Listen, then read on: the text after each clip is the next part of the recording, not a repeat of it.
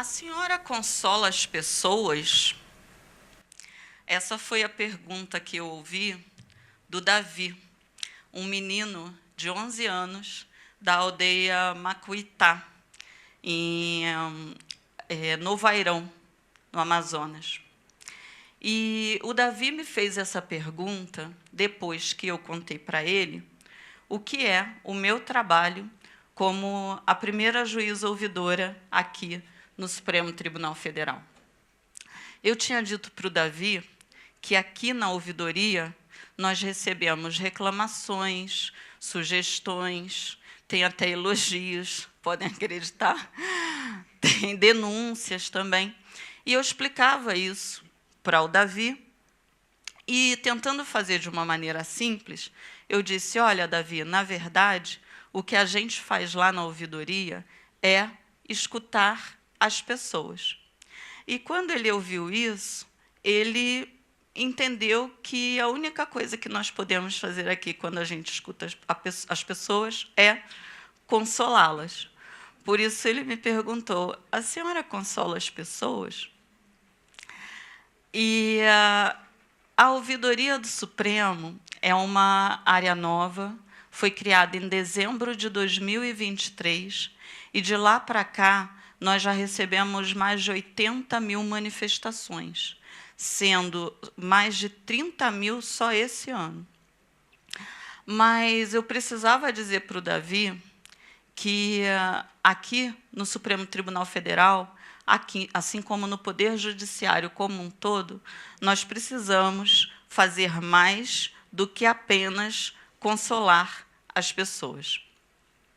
Então, a razão do meu encontro com Davi era justamente para isso, para explicar para ele e para todas as crianças que estavam com a gente naquela oportunidade, qual é o papel da Constituição, do Supremo Tribunal Federal, dos três poderes, na verdade, e principalmente da democracia. E a razão do nosso encontro foi por causa de um projeto que hoje eu coordeno aqui no Supremo Tribunal Federal, que é o STF na escola. Um projeto que tem visitado escolas públicas e privadas de ensino médio e fundamental de todo o país e que me proporcionou a oportunidade de muitos encontros, colecionando histórias, e algumas eu vou contar aqui para vocês nessa manhã. A primeira delas foi numa oportunidade em que eu explicava um pouco do processo eleitoral. E para a gente falar com crianças e adolescentes, eu não posso abrir o Código Eleitoral e começar a ler artigo de lei. Então, eu sempre dou exemplos do cotidiano das crianças e dos adolescentes. E eu dizia, olha, o processo eleitoral é algo muito semelhante à escolha do representante de turma. Porque escolher representante de turma é algo do cotidiano das crianças e adolescentes. E ali, naquela turma, eu resolvi fazer uma simulação. Falei, olha, uma menina e um menino aqui para serem os nossos candidatos. Vamos simular uma eleição e, nessa eleição, a menina vai ser a nossa vencedora, porque a gente está aqui também para promover paridade de gênero, não é, minha gente? Aí, no meu exemplo, a menina ganhou as eleições e eu, então, perguntei para aquela turma, vocês acham que seria correto o nosso aluno candidato perdedor quebrar a escola inteira só porque ele não concorda com o resultado das eleições? E, olha só, a turma toda logo disse, não, claro que não, tem que respeitar a vontade da maioria. Se ele não concorda de ter perdido, faça melhor e tente ganhar nas próximas eleições. Eu falei, vocês são ótimos alunos.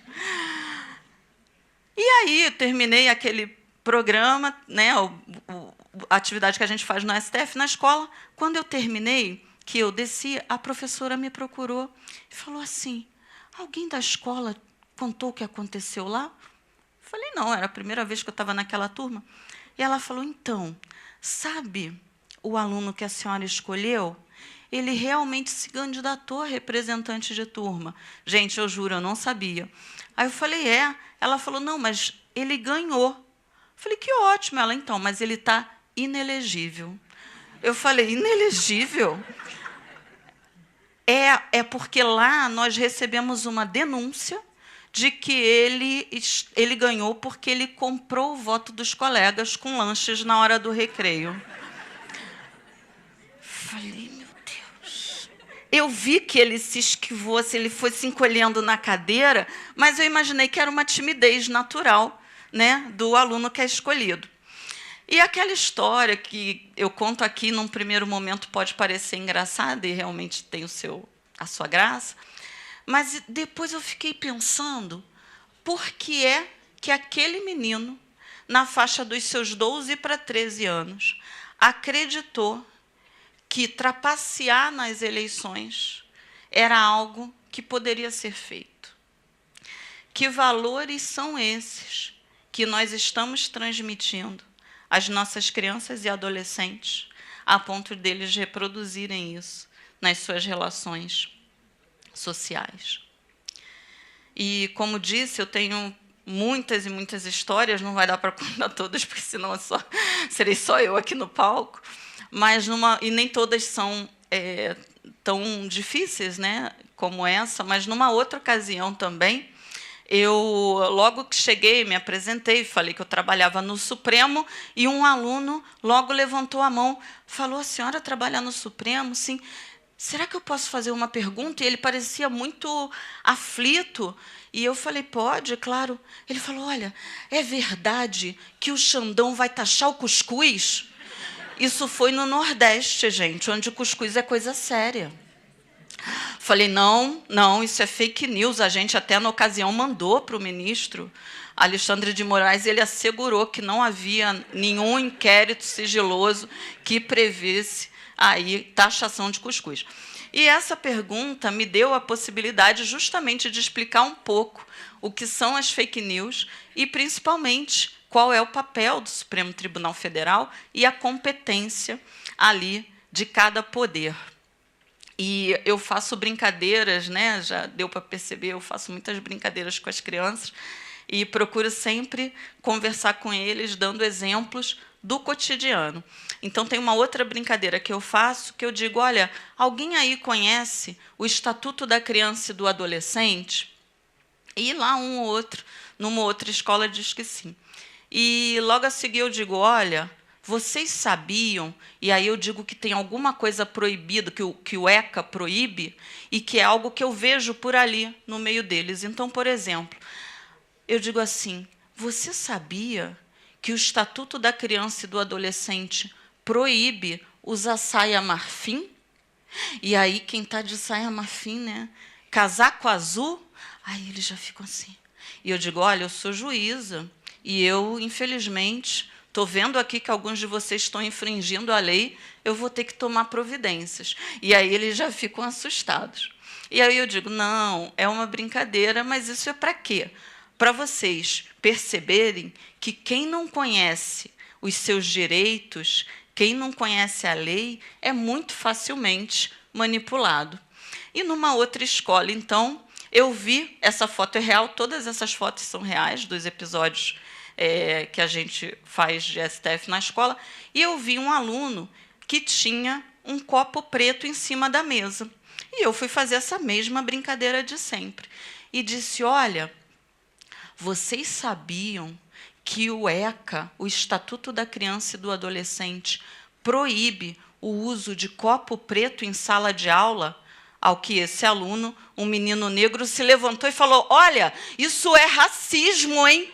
Isso é racismo. Eu: meu Deus do céu, calma. Eu tenho testemunha, porque a gente trabalha com a equipe da comunicação em parceria, e todos esses episódios foram presenciados nessas ocasiões. Mas eu expliquei ali sobre o racismo e que eu não estava praticando esse crime, e ficou tudo bem. Foi restabelecida ali apliquei justiça restaurativa e está tudo certo. Mas o STF na escola, como disse, é um projeto que já visitou 10 estados, na verdade 9 estados e o Distrito Federal, que já esteve em quase 40 escolas por todo o país e contemplou mais de 3.000 estudantes. não é? E nessas oportunidades, o que a gente tem feito, eu sempre digo, quando eu entro nas escolas, que eu não estou ali para defender apenas o Supremo Tribunal Federal. Não, eu digo a eles e a elas que eu estou ali para defender a Constituição e a democracia, porque somente numa Constituição nós temos liberdade para criticar as instituições, inclusive o Supremo Tribunal Federal, para que ele se torne cada vez melhor. E eu conto para esses alunos e essas alunas aquilo que o ministro Alexandre de Moraes nos ensina, que liberdade de expressão não é liberdade de agressão. E também uma outra lição que o ministro Luiz Roberto Barroso costuma mencionar: quem pensa diferente de mim não é meu inimigo. Então, esses valores são valores que a gente precisa transmitir às nossas crianças e adolescentes para a construção de um futuro melhor. Porque o que eu tenho visto nessa construção do amanhã, nas visitas que tenho feito por meio desse projeto, é que o futuro, como nos ensina Ailton Krenak, é um futuro ancestral. Mas os ancestrais do amanhã somos nós. Somos nós que precisamos, no hoje, para pavimentar essa estrada, para que a gente tenha um amanhã melhor para as nossas crianças e adolescentes. Então, para mim, hoje, é um momento de muita alegria, não apenas estar à frente desse projeto, que é o STF Inspira, mas também poder estar aqui no palco do Inspira falando do STF na escola. São dois projetos que, para mim, têm um potencial muito grande de transformação e de pavimentar esse caminho para a construção de um amanhã melhor. E, para encerrar, em todas as escolas por onde eu passei, eu sempre encerro convidando alunos e alunas a serem defensores e defensoras da democracia. Eles costumam aceitar esse convite, e eu espero que vocês aceitem também. E como é que a gente faz esse nosso combinado? A gente encerra com um grito de paz, porque a gente não precisa mais de guerra. Então, a gente faz um grito de paz, e esse grito de paz é democracia. Então, vamos ver se vocês são bons alunos e alunas. A gente vai encerrar dessa forma. Eu vou falar 1, 2 e 3, e no 3, a gente, olha... Vocês, por favor, deem um bom exemplo. A gente vai fazer como todas as crianças e adolescentes do país, vai botar a mão para o alto bem forte e gritar democracia, combinado? Então, vamos lá. 1, 2, 3 e... Democracia! Muito obrigada, pessoal.